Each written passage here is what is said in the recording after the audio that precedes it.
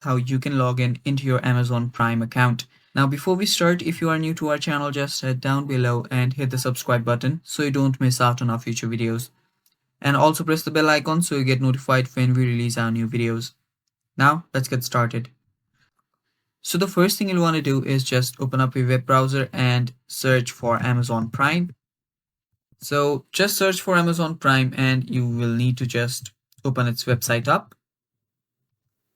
Now, after it opens up, as you can see right here, there are two options. One is if you are already a Prime Video member, you need to sign in, or you can just create an account.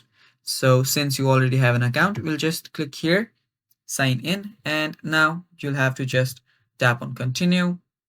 You need to type in your email first, tap on continue, and hit your password, and just tap on sign in, and you'll be logged in into your Amazon Prime account.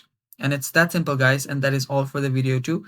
Thank you for watching. Stay tuned for more, and bye bye.